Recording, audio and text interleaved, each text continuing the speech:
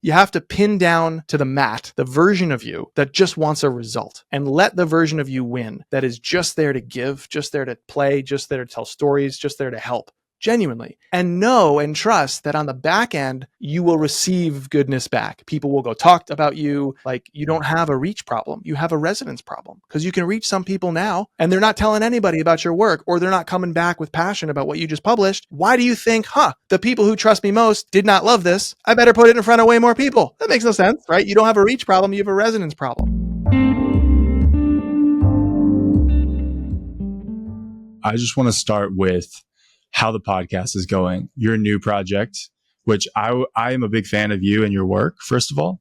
Thank you. And I really love Unthinkable. That's how I first found you, that podcast, which I think was like a 4, 5, 6 year project for you, right? 2016 to the end. I mean, basically the beginning of 2024. But in truth, I think I decided to put the show to bed at the end of 2023. Awesome. Yeah. Well, I'd love to hear just about that project, how that went, how it came to be, and then your transition into your new project. And I'd love to hear how that's going. Yeah. So Unthinkable was born out of my first foray into independent work. So I had worked for several different software companies. I was working in-house at the time at a small VC firm here in the Boston area. And I'd started to build a show for the firm. And I wanted to do it in my own unique way, like not the straight ahead interview series with a parade of experts you've heard a million times before, which is still to this day where business shows are stuck. But I wanted a distinct premise. I wanted a different format.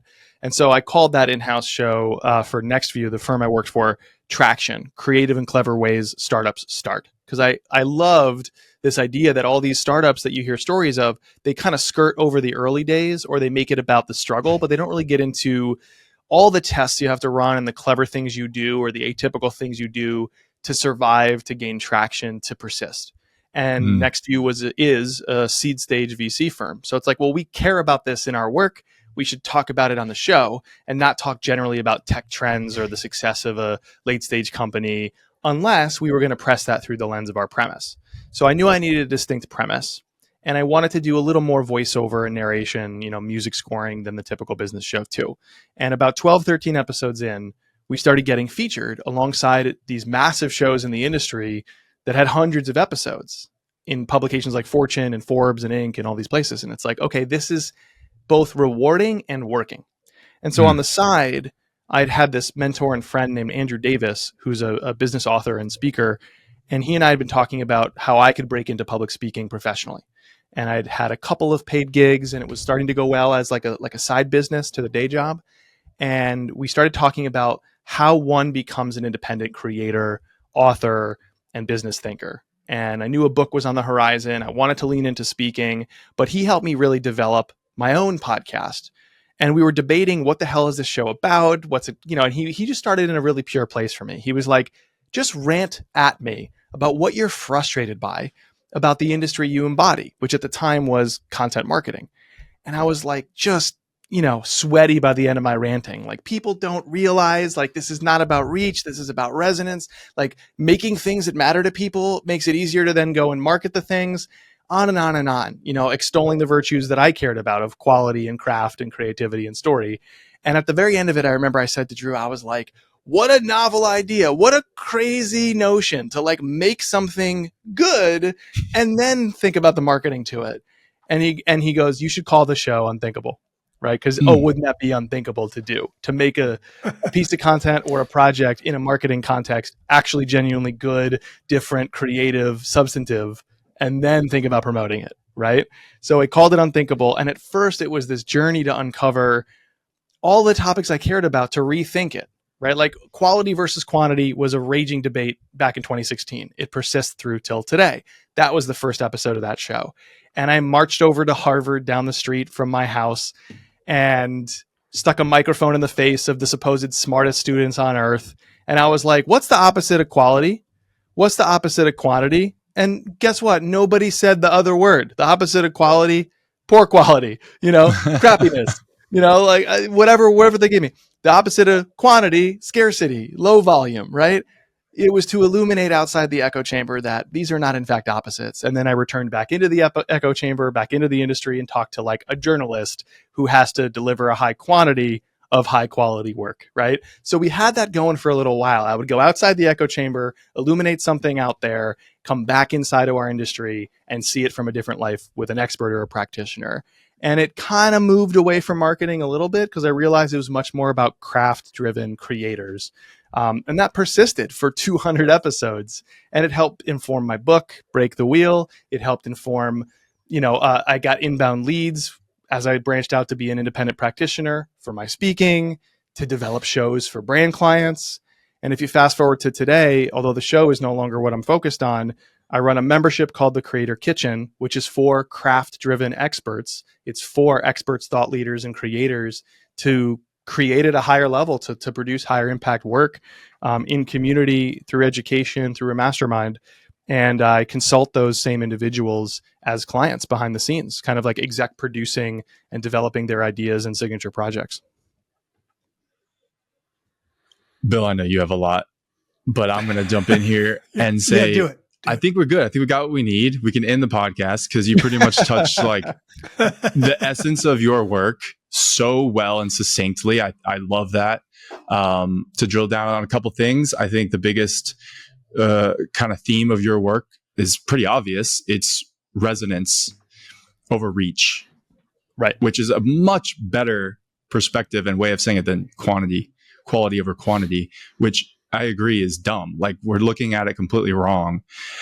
I also feel like with your work, you I'm a big believer in like marketing is dead. What even is marketing? It's this, there's so many different things in that container that when you break it down, really what you're trying to do is resonate. But before that, you're trying to create something good, something that matters. So I just love the way you simplify and kind of reorder things so that we actually get something done with our work. Yeah. I mean, resonance to me, if you can't, reach is how many see it, but resonance is how much they care. I define resonance as the urge to act that people feel when a message or a moment aligns with them so closely that their thoughts, their emotions, even their abilities feel amplified. And if you can't do that, if you can't instill somebody that urge to act in them, the energy that you impart in order to take an action, you're not going to see results. So you could be the most calculating capitalist in the world. You could be like me and care about and enjoy building businesses, but ultimately be a like bleeding heart creative, or you could be somewhere in between. And you should care about resonance because it's actually from resonance where you see your results, not from reach. And I think today you're sold on the idea of followers and all these things, which by the way, is a concept that has never been further apart from actual influence than it is right now. I mean, I know tons of people pick a channel on LinkedIn, let's say, that have massive amounts of followers, and nobody in their right mind would hire that person. They're basically just playing tricks on individuals who don't know any better, playing to one-on-one level people that age out of needing them. But nobody with influence, nobody who's a decision maker, no executive would actually hire these people. But they have way more followers than plenty of folks I know who maybe aren't even using social media, but they're the executive whisperer, right? They're the back pocket expert or consultant. They have real influence. Imagine a closed off room with the ideal audience that you have in mind for your business or your career, and you're not there. And everyone is in there, right? Your industry influencers, your creators and public voices, your ideal buyers, your closest contacts and partners, they're all in that room somehow, and you're not. And they're talking shop about the industry that you're in. And every second person can't help but start what they're saying with the phrase, yeah, it's like Miles says. I mean, that's it. That's what you want. That's the ideal. That's built. The ability to resonate, the ability to be memorable, not just visible, all of these things, we've just so lost the script that that's actually the work, and the best part of it all is it fuels our businesses and it fills our souls at the very same time. Yeah. I totally get that. So I wonder something. You've had a fair amount of success doing what you're doing. You wrote a book. I want to circle back around to that because that always sounds like, how the hell did you do that to me? But, and you're moving things along. what would you say is sort of the primary thing that you do or piece that you go back to when you need to keep you in the mindset you need to have to keep creating and moving your work down the field? It's not going to sound groundbreaking, but I do think it's profoundly missing, especially among people in the business world when they think about creating things, which is I am always on a deadline. Think about maker monsters that grip a lot of people. Perfectionism, imposter syndrome, writer's block. To me, these are luxuries. I wish I had the time to entertain the fact that, I have writer's block. Oh, I wish this was perfect. Oh, who am I to do this work? I don't have time for that. Like, I'm on a deadline. So either those maker monsters are not welcome, cannot enter the fray, or if I am feeling any semblance of them, and look, I do once in a while, tough for them. I'm taking a chain, wrapping it around their waists, and I'm dragging them to my finish line because I'm a professional and I'm on a deadline. So do you have a practice, which the entire goal of that practice is on the date you've set for yourself? It's an obligation to you, maybe to an audience, but that's secondary. On the date you've set yourself, you hit publish. And that is the only objective, not to grow followers, not to grow reach, not to drive a result. It's your practice, as separate from other things, perhaps. But I joke like you need to take a Mean Girls approach to this. So everybody in the, my millennial generation, Mean Girls, on Wednesdays we wear pink. Why? Well, they never really explain it, but it's because it's Wednesday, right? So like you're writing a newsletter. On Fridays, I ship my newsletter. Why? Because it's freaking Friday. That's what I do. Because it's your day. Because you're a professional, right? So I think that's the best unlock of all. It's have a practice first of all, and ship it on a deadline. So are those for you? And maybe it's a mix. Are those self-imposed deadlines? Yes. Are those deadlines? They're self-imposed. They're self-imposed. So for since 2005, I've had an online writing practice, writing a blog. Now the blog has changed. It used to be about sports actually, because I wanted to be a sports journalist. Then it was about the community of sports bloggers that I found myself among as social media rose to prominence. I was writing about the niche of sports blogging. So getting a little meta, then it became about marketing. Now it's much more about storytelling and resonance and all these ideas that I'm trying to evangelize for people, to teach folks to create things that are more original, things that are more effective, things that feel like them. And so for many, many years, it was every week. I like Mondays and Wednesdays. I don't know why. Those were my dates, right? I would ship an article every Monday and I'd have a routine. Sometimes that looked like trudging to a coffee shop at a profoundly early hour. Sometimes it was like I was on a bus or a subway and I could just hammer something out of my, notepad on my phone and ship it when I got to wherever I was getting to and had Wi-Fi again. But it was always, I had a date in mind and I would ship one thing weekly.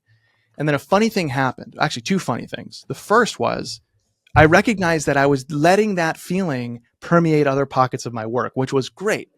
I would have this just urge to create stuff as a result of creating one thing a week on deadline, right? So I didn't struggle with stuff like, what should I post to social media? I'm like, I don't know. And that's downstream of these upstream things. Like, what are you exploring? What are you frustrated by or curious about? What do you want to stand for in the world? Or for me, are you intrinsically motivated to make? Do you just have this like desire where you have an idea? And I don't know about you both, but if I have an idea or something I need to say and I don't get it out somewhere as quickly as possible, it feels like I'm suffocating, right? So I can't help you with a technique or a tool or a tip if you don't already carry with you the intrinsic desire to create, because that's way upstream of all these other things. So that's what happened first. And then the second thing that happened is as I started to get more experience and notoriety, it was apparent to me, and I realized it late, that some of the early habits I had, which helped me, were starting to hurt me. And so weekly publishing no longer made sense because creating things consistently was no longer my problem. Like I'd solved the problem I had, which most of us start with. We think we have a brilliance problem. What am I going to write about? What if lots of people see it and hate it? How do I make this great? But that's not your problem. You have a momentum problem, not a brilliance problem. So solve the problem you have. So I solved that, publishing weekly for many years, and I clung to it way too long. And eventually I realized I want to write deeper things, different things, more ambitious things.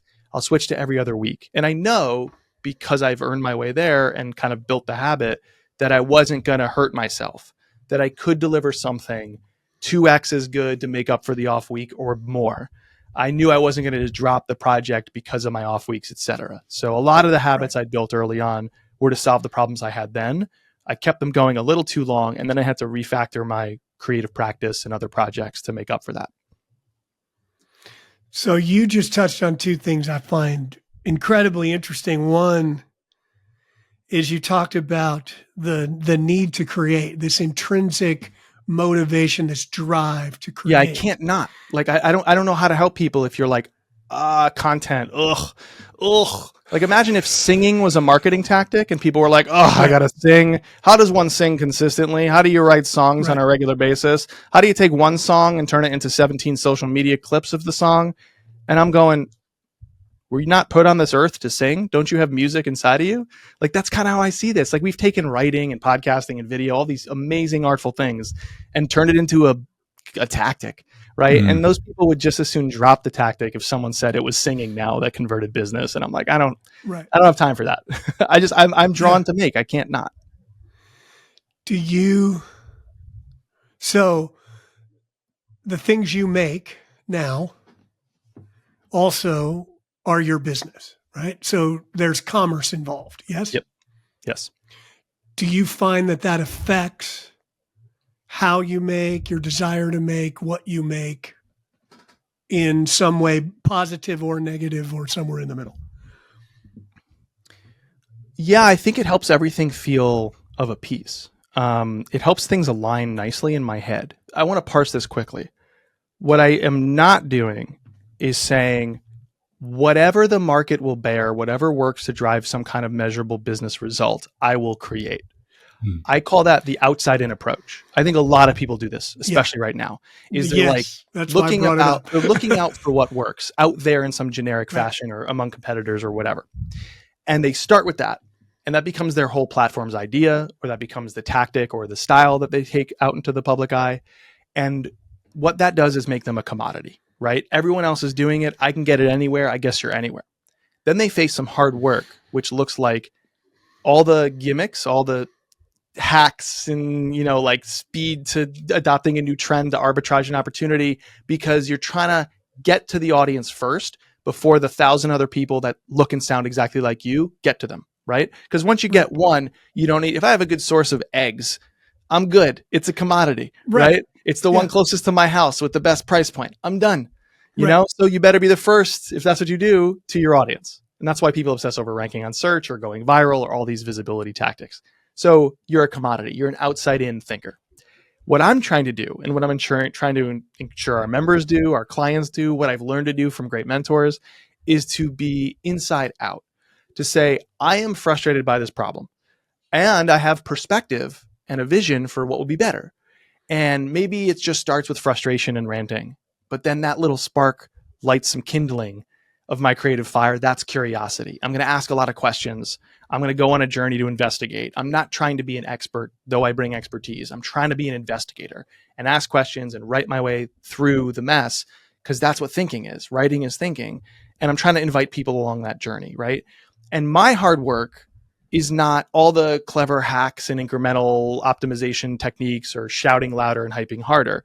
My hard work is still hard, but it's now trying to figure out, well, if I have conviction around how I see it or how it should be, I have conviction around my ideas, how do I need to help others see it too? In other words, what's the right language? If maybe I said it this way, I should say it that way instead. Or what are the right stories or key terms I should define or frameworks I need? It's like, it's the IP that you could sort of suck out of a book or a podcast or a newsletter or a course, and it sits above everything you could create, which is like my key premise, my differentiating big idea, the assertion I'm making about what this should be, then all the content I create around that premise and through it. I need to figure out the right way into this for other people. I got to meet them where they're at. Now, both things are very hard, but if you're a commodity, it's profoundly exhausting, impossible to own any of that IP and ideas. You're very low value. You cannot compete on price. You can't sell for much, upside. But if you're an inside out thinker, people know you for the idea. Like you can't own your audience necessarily, but you can own an idea in their minds if you do this well.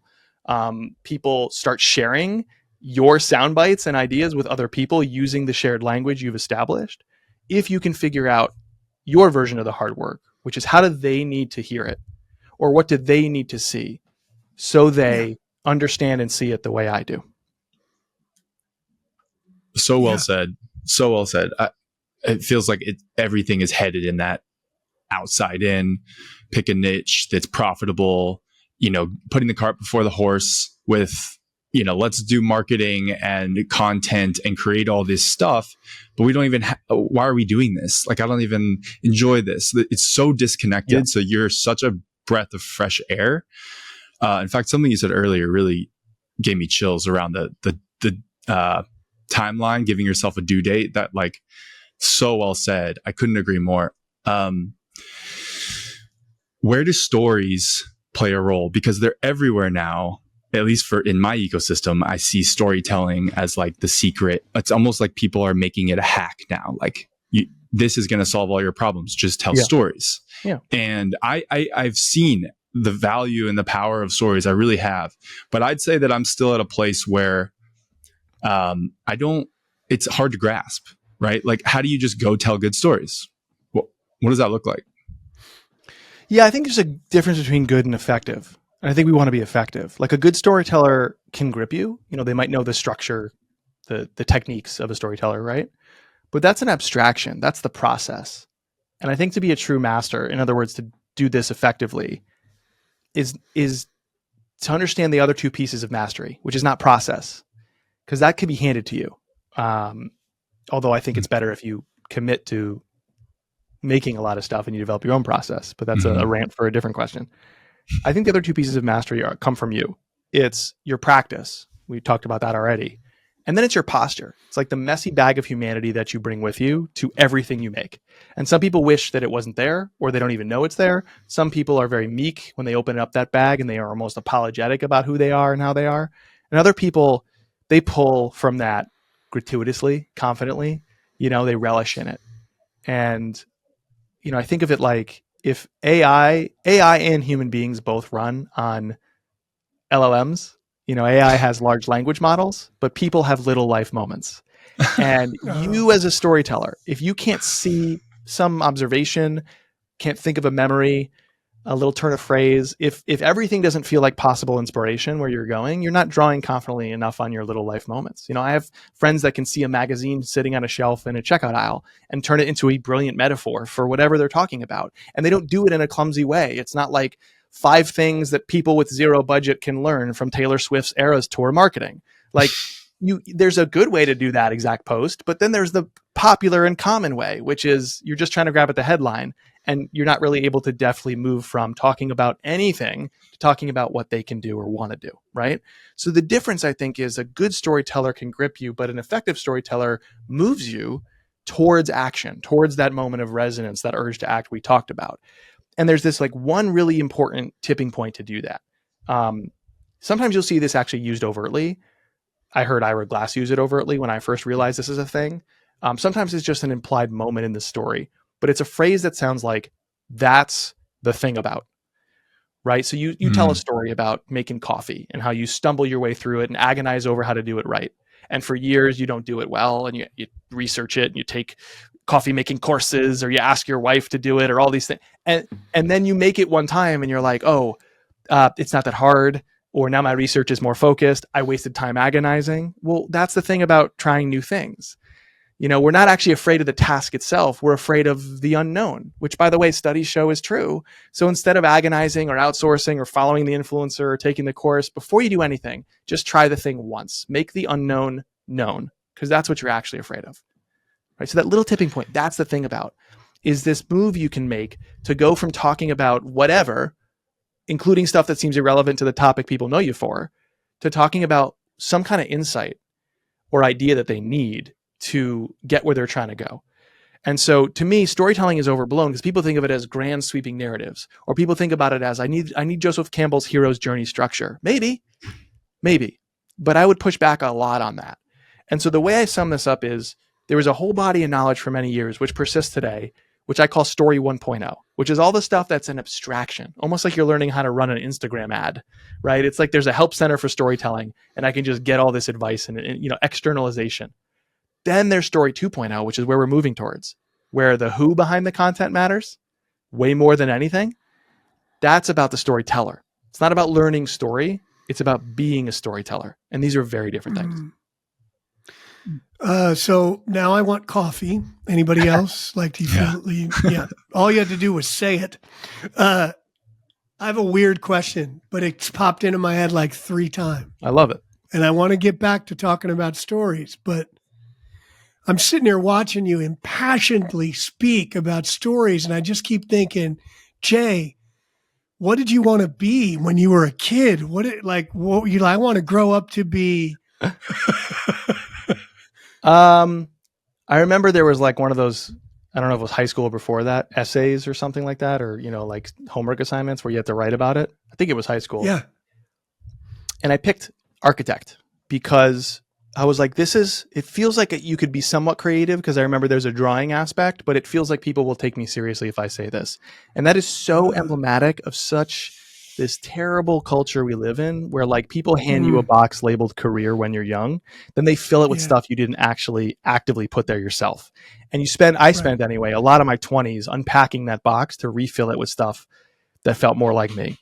Awesome. Like I was so miserable in so many corporate jobs that should have been, Jay, you're a success. You worked for Google and HubSpot, like best places to work. Yeah, those were 2 of my least favorite jobs ever.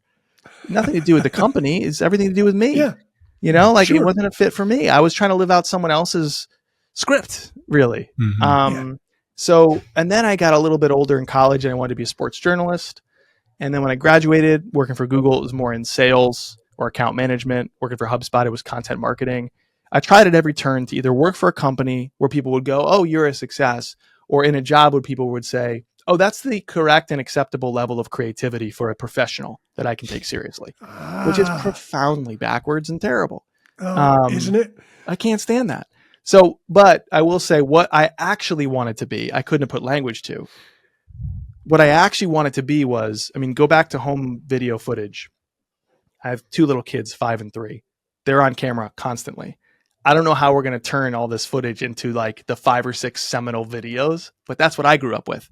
The camcorder, the handheld, right? You had the hit list of like, there was that video and that video and that video, right?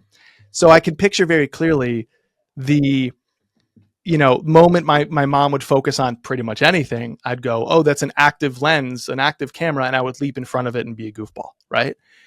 I remember I took cooking classes when I was like 12, just, for fun with me and my sister and some local people. There was a chef locally when I grew up in Connecticut, and she was shooting a pilot for a potential TV show that she was like, there was a producer or a network or however it worked that was interested in putting her on. And it didn't go anywhere, but I got to be part of the pilot. And I was one of the older kids on the show, but she's like, I needed your goofiness. I needed your ability to be in front of the camera and really be excited and energized, because most people shrink or they don't know how big to play it, because you got to play it a little bigger when you're on a stage, you're on a mic or on a camera. Sure. So what did I want to be? I don't know what the job title is there. I just know that was what I was aspiring to do. Right. And now I have a career that's like much more in line with that. So it's weird. I am using all that stuff, but I, for a while, was rejecting, my very own ways to try and like play out someone else's idea of success. Well, now I'm really glad I asked that question. So can we rewind a minute to your book? Yeah, sure. So you had an idea for that, clearly. You already have a writing practice. How did you manage to do that? I have worked with a lot of writers as a coach. Okay. I write. I've watched a lot of other people in their process, and I'm just fascinated with, there are a lot of people who have a book in them. Yeah. Or think they want to do it, but somewhere in there they get stuck. It doesn't happen. What was it like for you? You know what's funny? This word imposter syndrome that we throw around, or this phrase, my kids they don't know that that's what they're referring to, but they have a phrase that is basically referring to what we now call imposter syndrome as very serious professionals, right? It's called playing pretend. Right? I just love, like, I'm sort of like playing pretend at a person others take seriously and want to interview right now. I'm kind of playing pretend at the keynote speaker in front of 4,000 people. What the hell am I doing there? Right. I don't know, but I'm playing pretend. This is cool. This is awesome. This is exciting. I'm playing pretend as a writer. I'm writing a book. Are you kidding me? So the absolute most important piece of the book in 2018, when it published, the year prior, where I was like actually creating the manuscript, was I was like, I just want to say that I wrote a book. I just want this to exist. Right. I mean, like I had other agendas, certainly, but that was chief. That was prime. The other agendas were like, I'm a public speaker. You know, I want to cement my knowledge from giving all these speeches, collecting all these stories in my podcast, doing all this writing in my newsletter into some kind of seminal artifact, the culmination of a journey I've been on a while. I wanted to get into different gigs that I couldn't book, bigger stages, higher rates. But above all, it felt alluring to say, I'm going to march to the coffee shop and write my manuscript. What? I'm going to publish a book and be able to refer to that forever. Like there's only very few things in your life. You know, a lot of things are what we do. Like, well, you're a VP of marketing. That's what you do. Right. You're head of HR. That's what you do. Even though we say it as that's what I am. There's a few things in life where there's this line in the sand where before you weren't and then after you are, right? Like the moment my daughter was born, I can say I am a father, and that's forever now. The moment I ship my book out into the public world, the moment I could hold it in my hands anyway, I am an author forever. Yeah. Like that alone was the reward. That's what I wanted most. Now with book number 2 that I'm thinking about right now, I have different ideas for why I'm doing that. But the prime objective, what got me through the tough bumps in the road to break the wheel, was I was on the hunt to say, I am an author. It's interesting. You know, the first thing you said when I asked you that was you talked about play. Yeah. That there was an aspect of play to it. And I've been thinking about this a lot because growing up in the music business, that's the word that they always use. I'm going to go play a gig. I'm going to go play a show. Hey, are you playing? Yeah. Right. I love and that. it's twofold. It's good and it's bad, right? Because when people hear it over and over again, they actually kind of think that it's not work, right? Yeah. That it's not work. And maybe in some respects, they're right? Everything around it is an enormous amount of work and a huge pain in the ass. The actual doing of it, mostly, if you're doing it right, doesn't feel like work, right? There is play, there is freedom in this thing about it, right? Totally. I've heard Mahershala Ali, the actor, talk about that, where he talked about, I think it was I love actors roundtables, you know, like craftspeople talking about the craft they love with other craftspeople. I could watch that, you know, every waking moment of my life. I love that. That's what my show really is. That's, you know, Creator Kitchen as a membership, even the phrase, the name of it kind of evokes that, the craft idea. So anyways, he had said to be an actor is you kind of have to fall so in love with the 10% of it that the rest, the 90%, is, you know, worth doing. Because 10% is the moment between action and cut where you are quote unquote acting, and everything else, some of it looks close to acting, like getting your hair and makeup, getting into costume and wardrobe. Some of it looks like promoting the film a little bit more distantly, or, you know, managing your finances, or all these things. And he's like, you got to fall so in love with the 10% that the 90% is something you can stomach. And I agree with anything you do. Yeah.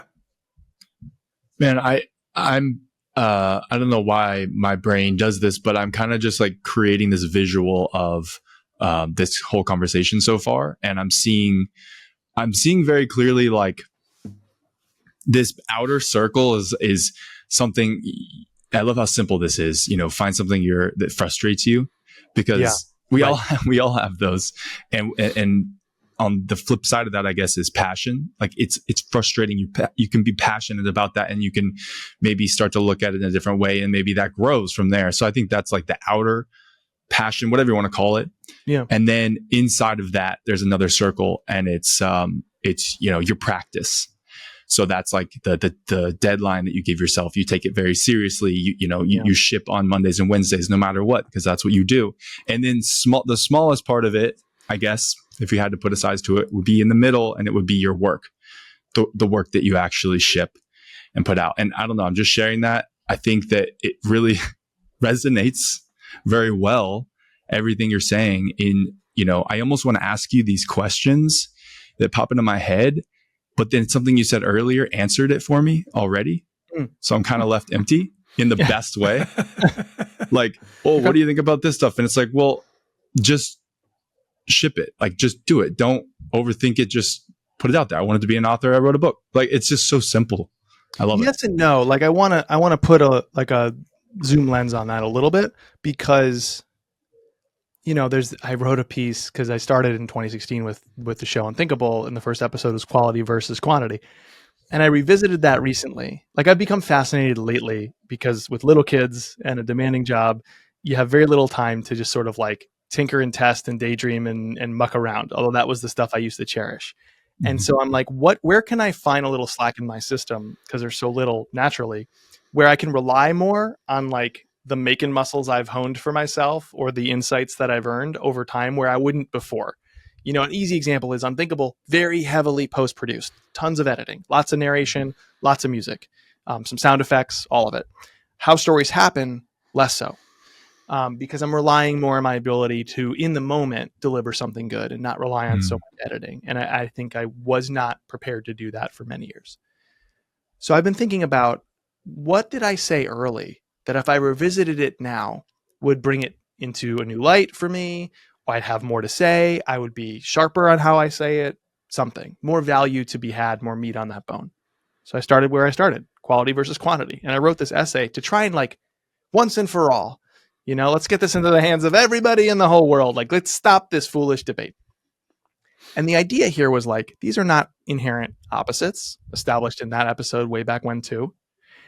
But the nuance here is basically the intention behind the work is what can then determine my assessment of you speaking about quality versus quantity. So Miles, I get the sense you care about the audience's experiences of your work. You care about how you're perceived. You care about quality. Right. Okay. Go make a bunch of stuff. Churn out a high volume, because in that you're going to bring with you the desire for quality, right? So quality is the goal. Quantity is the practice. Okay, great. So how do we define this with more nuance? I would say that lazy quantity is selfish and terrible and serves no one. In other words, quantity that brings with it no desire for quality. We don't want that. But the inverse is also true, like vain quality. This idea of like, it's got to be perfect, and you end up shipping nothing and learning nothing along the way and allowing others into your process not at all. And all these things you benefit from by putting the work out regularly, both internally in your own mind and publicly with others you're trying to serve. Vain quality is also terrible and selfish and serves no one.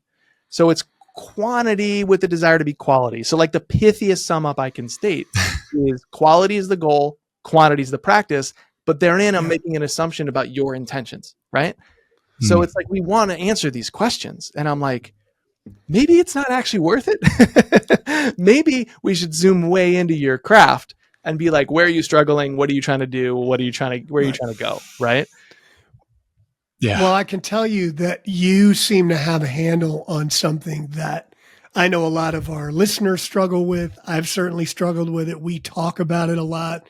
We've now said the word at least 10 times, and that is practice. Not only maintaining a practice, but developing a practice, sticking to all the things about practice that can be so challenging. Is that natural? Did that start as something kind of natural to you? Did you struggle with it? Do you still have ups and downs with it? What's your relationship to your own practice, both how it started and how you maintain it? I was writing for my student paper in college. I went to Trinity College, this tiny liberal arts school, 2,200 kids in Hartford, Connecticut, about 45 minutes north of where I grew up. And I was writing sports. I was first covering the sports of the school, and then I was sports editor and writing columns and editing others. And on the side, I sort of came up reading the back page of Sports Illustrated, Rick Riley. I remember pieces where he would be with his son in the grass, and Bill Simmons, a colloquial style writer, lots of parenthetical asides and writing from the perspective of a fan, not a trained journalist, all these things, although he was and is a journalist. So I had all these voices in my head from what I was consuming, and I kind of tried to imbue the sports writing I was doing for the student paper with that. But along came a technology called Blogger.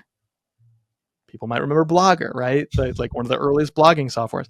And I was like, this is interesting. And I tinkered on like a, clunky template and customized the colors and the fonts and whatever limited ability they gave us to do that. And I just started writing commentary on the Knicks, the Yankees, like national sports stories, all of that, recounting my visits to different ballparks, things that it just felt like, oh, this is my little column to talk not about my college, but about anything in the sports world, namely the bigger national and professional storylines. And so if you wanted to point to anything that represented like an online practice for me, it was that. But it felt like play, and it felt like a side project, not a side hustle, a side project. So if you look at LinkedIn, you will see my background, but you will see 5% of my background. I really was forged through side projects. Speaking of sports, ESPN has the film series 30 for 30. At 30 years old, I remember I looked back at my 20s and I wondered, how many side projects did I launch? Well, I'd launched several different blogs. I'd done a bunch of like community meetup groups and all sorts of crazy stuff, some of which saw the light of day, some of which didn't. Very few things led anywhere, right? And at age 30, I think I'd had 30 at 30 or 30 by 30, like 30 side projects in my life, just tinkering on the internet, So it was never this thing of like, I need a practice. I'm a very important professional. It was just, again, oh, wait a sec. Because I grew up thinking I'm going to write for a print publication. And I'm like, hold on. There's no editors to do this, right? Oh, okay. Interesting. No gatekeepers. I don't have to pitch anyone. Like, hold on. Does everyone else know about this? Oh, they do know about this? Are they all doing it? Are they all create? Oh, they're not all creating it? Why not? Imposter syndrome? What the fuck is that? Right? Like, it was just this amazing thing to me. It blew my mind that like, here was this place where no one could tell me what I could do or what I had to do or when I could do it. I could just make stuff. And purely by accident, then I got into sales and marketing jobs where I wasn't creatively fulfilled. So on the side, I kept blogging, right? And then I start realizing, wait a sec, this is a whole thing. This is a whole thing that's going to serve me forever. I'm feeling stronger. I'm getting new opportunities because of these things. Like I remember when I interviewed for the job at Google, the hiring manager asked me more questions about my dinky little sports blog that got 12 hits a week than they did about my extracurriculars I took very much pride in to puff up my resume. Because they wanted to know I had the motor to make and how I figured out the problems and why I did this very different thing, So my relationship to all this was a lot of play. It was a lot of joy. It was, I liked the feeling of my claws on the keys, to quote my good friend Ann Handley, wonderful author of the book Everybody Writes. And I like the feeling of sitting in the stool and the slightly bitter coffee, which is priced too high and I'm questioning why I bought it. And, like all these things that come with it. I, at my very core, take a cue from my storytelling idol, Anthony Bourdain. I am a romantic about this world and about this creative stuff in particular. And I've let that sort of consume me, sometimes to burn me out, unfortunately, but oftentimes to lead me forward to create when a lot of people are looking for like the right way to create. Well, we'll have to do a whole separate episode where we just geek out over Anthony Bourdain. Sold. And Hanley. Yes. You said something I heard recently. I guess it's your slogan in a way. When work matters more, we need to hustle for attention less. And I was like, that's it. I mean, when we started this podcast, we didn't really know what we were doing. It's actually very parallel, I would say, to your work in that I remember I kind of wanted it to be like this marketing podcast, but then we came up with this name, and the name has almost helped shape who we want to have on, which has helped shape where we are today. And it's very like led by curiosity. There's really no perfect goal or target or North Star, but I think that phrase and your work is the most similar of what we were trying to achieve. And so you're probably the most aligned guest in that way that we've had. So this is really exciting. Well, and this, I mean, it's all about play. It just is, I like to show up and do this. I have other things I like to just show up and do. Some of those make money. Some of them don't. It doesn't matter, Yeah. I came up in the tradition in marketing known as content marketing, right? And it's like a whole big field. Yeah. And, I was trying to be an advocate and a public voice for quality and all these topics you've heard me talk about today. And I briefly worked for HubSpot. And I remember like there was this whole, I would call it the weaponization of helpfulness, which sounds really strange, but it No, was that like, doesn't sound strange to me at all, like, man. Preach. if you want to drive an exorbitant amount of traffic and leads and sales, publish helpful content, typically blog content back then. And it was very much, let's strip the spirit out and just stick to the letter, or let's posture and promote the fact that we are helpful and that actually just, be helpful. And that wasn't just HubSpot. It was tons and tons of companies. It persists through till today. HubSpot did it, better than anybody. They weaponized helpfulness. They And still I do. just agreed with that. It just stripped away the soul, the style, the substance. It made it harder to differentiate, so that the company had to turn the screws harder and harder on tactics that were no longer working as well, which meant they got louder and louder with voluminous content, high volumes, not more power to the ideas, but more volume to the content, which are very different things. And I think about that a lot when I'm thinking about a line like what you said, Miles, which is like, when you matter more, you need to hustle for your attention less. Because I'm trying to say, like, and it's this weird, back to Bourdain, he was super into jujitsu. You have to pin down to the mat the version of you that just wants a result, and let the version of you win that is just there to give, just there to play, just there to tell stories, just there to help genuinely, and know and trust that on the back end, you will receive goodness back. People will go talk about you. People, I talk about how like you're enrolling people on a journey you're on. Well, those people will share the language and the worldview you have and go tell other people. Like you don't have a reach problem. You have a resonance problem, because you can reach some people now and they're not telling anybody about your work, or they're not coming back with passion about what you just published. Why do you think, the people who trust me most did not love this? I better put it in front of way more people. That makes no sense, right? You don't have a reach problem. You have a resonance problem. So it's a nuanced mental dance. It is, of course I want results. Like, of course I'm interested in being like on a podcast, and I'm interested in driving business and all these things. But what has to somehow supersede that in your mind, you have to pull this jujitsu move to let the piece of you win that is here for the intrinsic motivation of making and the reward of actually being helpful and doing things and saying things that people care about. Because on the back end of that is where all the good stuff happens. And it's when you try to skip to that stuff that you hollow out the work and then actually hurt your cause to begin, like for the results you want to begin with. Well, the results can't be the driver, right? The results can't drive the bus. I always say, I've said it too many times probably, about music and coaching. Like, I don't play music for money, but you still have to pay me. You know what I mean? Like, I'm not showing up because you're paying me. I've been doing it for a really long time. I'm pretty good at it. You got to pay me, right? Same with coaching, right? But that's not why I do it. You can also compartmentalize it. I want to fund, I've given myself a little bit of a leash because I can run wild with side projects in an unproductive way. For all their benefits, I could stuff my schedule with stuff that does not pay the bills. And so how do you calibrate it? Well, for me, I've been thinking, okay, I get one, like, let's call it a vanity project at a time. So right now I'm working with a video creator and producer and director on a making of series about like my messy process, creating my show, how stories happen. Cool. And that's my vanity project. Like, I'm doing it for fun, for the learning. I haven't done videos like this before. I hope it helps people. I hope it catches fire. But if it doesn't, that's fine. I would still do this, right? It's another little, thing that I can say I did. I file it away in my body of work, because that's really the only project we're building is your body of work. Okay, great. Yep. I have 7 other ideas for vanity projects that absolutely could be real made. So now I go back to like what I'm allowed to do that looks like my professional platform. And some of that is very much driven by results. Some of that looks like, how do I get on the calls, sales calls, with more client leads? Or my sales offer in general, one-on-one coaching and consulting. It fills my cup as much as I've been able to make it fill my cup, but not as much as hosting my show.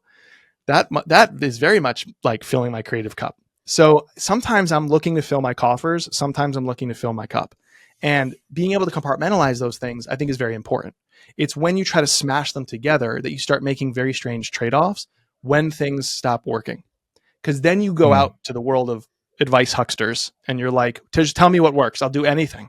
And you start to twist and bastardize what should fill your cup because you're trying to make it fill your coffers. So there's no one right way to do this, but I've found that there are pieces of my business where the only thing that matters to me is results. Not only thing. I have integrity, I have values, I want to show up a certain way, right? That. But I'm measuring the success of this based on something relating to my finances so that I can fund and also de-stress myself to go and create the things that I would do for free. Got it. I like that. That's good.